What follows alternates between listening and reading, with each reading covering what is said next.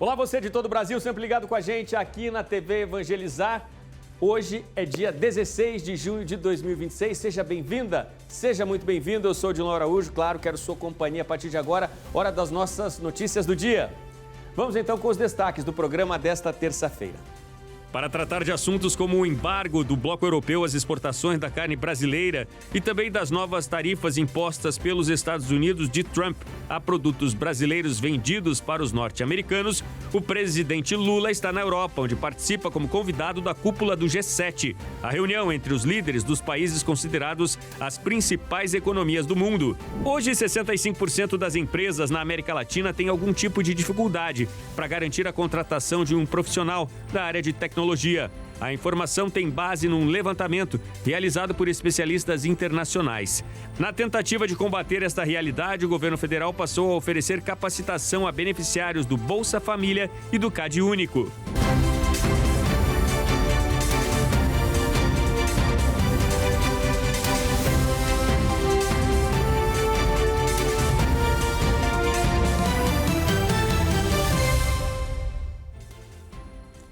Na Europa, o presidente Lula participa como país convidado da reunião do G7, o grupo que reúne os líderes das principais economias do mundo. Em reuniões bilaterais, o presidente tem tratado de vários assuntos ligados a políticas internacionais que envolvem o Brasil. Antes de chegar à França, ele foi a Genebra, na Suíça, para a reunião com o presidente do país. E na França, encontrou com o presidente Macron. O presidente Lula foi ao G7 na condição de convidado, ou seja, não participa das decisões do grupo, mas tem espaço ali para debater e negociar. Lula esteve com o presidente da França em reunião bilateral, Emmanuel Macron. Os dois conversaram sobre avanços de cooperação, incluindo compras de supercomputadores e também um programa de desenvolvimento de submarinos. Numa publicação nas redes sociais, Lula escreveu que o Brasil retorna a esse importante espaço de diálogo, levando a voz do Sul global e reafirmando o compromisso com a paz, o multilateralismo e um desenvolvimento mais justo e sustentável. Antes disso, mais cedo, Lula foi recebido em Genebra pelo presidente da Suíça, Guy Parmelin.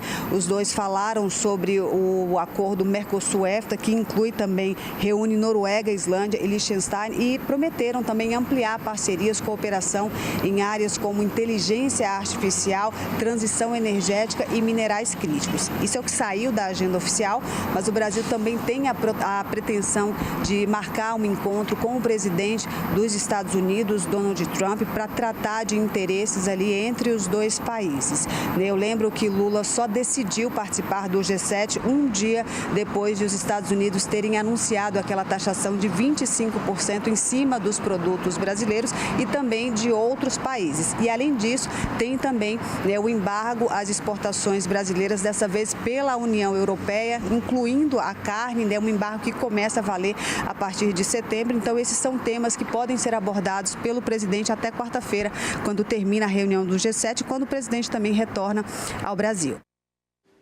A reunião do G7 vai até amanhã e dois assuntos são tidos como prioridades para o Brasil: o embargo dos europeus à carne brasileira e as novas tarifas comerciais impostas pelos Estados Unidos do presidente Donald Trump. Bom, e agora a gente vai falar que a Organização Mundial da Saúde e o presidente Lula cobraram dos países do G7 avanços nas negociações de um acordo internacional para o enfrentamento de futuras pandemias. O presidente Luiz Inácio Lula da Silva chegou nesta segunda-feira a Evian, na França, para uma reunião de cúpula do G7. Lula e a Organização Mundial da Saúde pediram ao G7 que reúna a coragem necessária para concluir o tratado internacional sobre a gestão de futuras pandemias. As nações ricas e os países em desenvolvimento divergem sobre a forma de implementar o acordo sobre pandemias, adotado no ano passado. Em comunicado, o diretor-geral da OMS, Tedros Adhanom, e o presidente brasileiro exigiram dos líderes do G7 vontade política no mais alto nível para finalizar uma parte fundamental que ainda permanece pendente, afirmando que o mundo deve concluir o que começou. O mecanismo ainda a ser definido é o de acesso a patógenos e repartição de benefícios, responsável por regular o compartilhamento de patógenos com potencial pandêmico, além da distribuição posterior dos benefícios gerados, como vacinas, testes e tratamentos. Lula também se reuniu com o presidente da Suíça, Guy Parmelin, em Genebra. Durante o encontro, os presidentes trataram do comércio bilateral e se comprometeram a trabalhar pela diversificação da pauta de exportações entre os dois países, em um cenário global marcado pelo aumento do protecionismo e do unilateralismo. Ainda na esfera bilateral, os dois líderes decidiram expandir a cooperação em áreas como inteligência artificial, transição energética, minerais críticos, biotecnologia, saúde e defesa, entre outras. Dados de uma consultoria internacional mostram que 65% das empresas na América Latina têm dificuldade para contratar profissionais de tecnologia. Para reduzir esse déficit, o governo federal oferece cursos de capacitação para beneficiários do Bolsa Família e do CadÚnico, por meio do programa Acredita. Felipe é registrado no Cadastro Único para programas sociais do governo federal. Para ele, o CadÚnico foi importante na conquista do emprego atual, num call center em Salvador, na Bahia, e na busca por um futuro promissor. É entender que aquilo pode te proporcionar algo que vai ser legal em todos os âmbitos. E aqui dentro da empresa eu tenho 7 meses, mas são 7 meses que eu aprendi muita coisa. De fato, muita coisa. Seja em relações interpessoais, seja em relações com o próprio cliente. Ivan viveu momentos difíceis quando os pais não conseguiam trabalho e dependiam do Bolsa Família. Com o programa Acredita, a vida dele está mudando com o emprego conquistado numa rede internacional de supermercados. Minha mãe é diarista, meu pai é pedreiro e não estava conseguindo, na época, trabalho. Então a gente só dependia do Bolsa Família mesmo, para se sustentar. Quando eu terminei o ensino médio, comecei a procurar emprego, e através do programa Acredita, que veio essa oportunidade de entrar no Carrefour, que eu pude ajudar mais a minha família. Um dos objetivos do programa Acredita é promover inclusão social por meio do emprego. Em 2 anos, segundo o governo federal, quase 18 milhões de pessoas saíram da pobreza e em torno de 5 milhões entraram no mercado formal de trabalho. Um dado importante é que 86,7% das vagas formais foram ocupadas por beneficiários do Bolsa Família e 81,2% dos empregos recentes foram ocupados por inscritos no CadÚnico. O secretário de Inclusão Socioeconômica do Ministério do Desenvolvimento Social reforça que não basta chegar ao mercado de trabalho. É importante criar condições para que os beneficiados permaneçam no emprego. O mercado de trabalho hoje é um mercado exigente, tem muitas vagas disponíveis, mas essas vagas destinadas a pessoas que têm qualificações que muito dessas pessoas não têm. E aí o Acredita entra capacitando essas pessoas para ocupar essas vagas. E ocupar essas vagas junto com as empresas, porque essas vagas disponíveis, elas estão no setor privado. E o setor privado tem as suas exigências. Thalita é um exemplo da importância da capacitação. Beneficiária do Bolsa Família, ela aproveita todas as oportunidades em busca da independência financeira. O curso de letramento digital é um passo importante rumo à inclusão no mercado de trabalho. Eu saí de casa e já não estava acreditando de que isso estava acontecendo na minha vida, estava com ansiedade, fiquei até gripada. Cheguei a pensar em não vir por causa da gripe, mas como era um sonho meu desde pequena, cheguei até a me emocionar, que é uma coisa que eu não esperava acontecer na minha vida agora.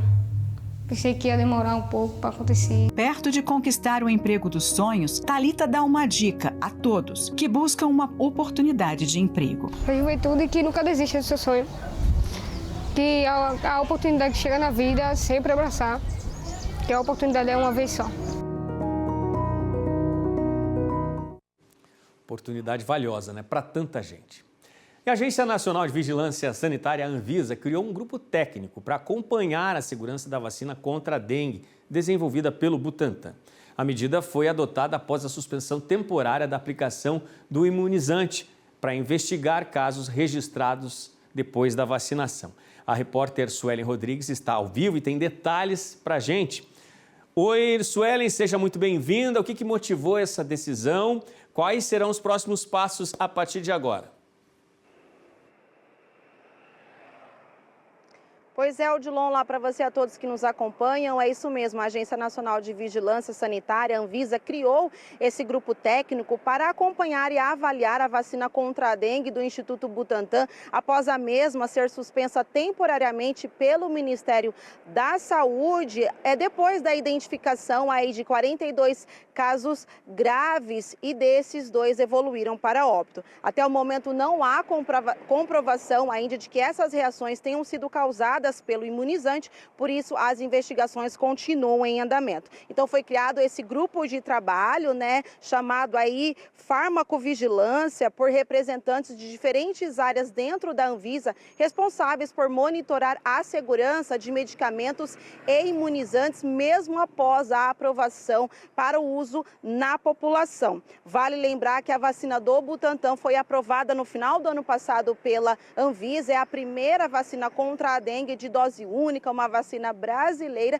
e, segundo a agência, teve resultados positivos durante os estudos clínicos. O Ministério da Saúde reforça que a suspensão é preventiva e faz parte de um protocolo de segurança internacional para qualquer tipo de imunizante. Também é importante destacar, Odilon, que a suspensão vale apenas para a vacina do Instituto Butantan. A outra vacina contra a dengue, a Qdenga, do laboratório Takeda, continua sendo aplicada e oferecida normalmente pelo SUS e na rede privada para o público-alvo. Eu volto com você aí no estúdio. Valeu, Suelen, obrigado pelas suas informações e a gente aqui no EVNews continua acompanhando essa história. Até a próxima.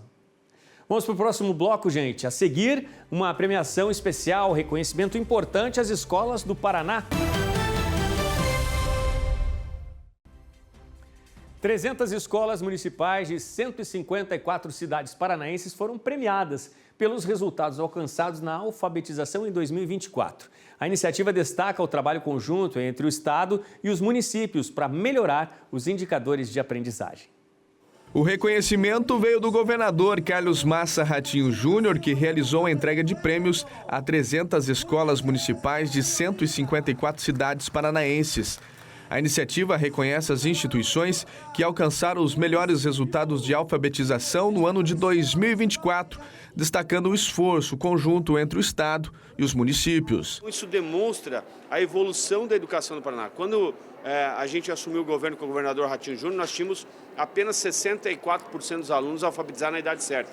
E hoje chegamos a 80%. Cria uma nova cultura educacional entre o Estado e os municípios, que é de trabalhar de forma conjunta, planejada, organizada, para fazer com que a educação também municipal possa estar acompanhando essa melhoria e referência que virou a educação do Paraná. O reconhecimento vem junto com o investimento tecnológico, equipando salas de aulas com computadores, garantindo que o aprendizado não pare de evoluir. Nós estamos distribuindo para essas escolas kits de Chromebooks, cada escola vai receber 30 Chromebooks para reforçar aí os equipamentos tecnológicos das escolas e propiciar aos professores a possibilidade de melhorar também as metodologias. A solenidade reuniu prefeitos, secretários municipais de educação, diretores escolares e lideranças do setor de todo o Paraná. Mais do que uma celebração, o evento marca a consolidação do regime de colaboração que vem transformando os indicadores de aprendizagem no território paranaense,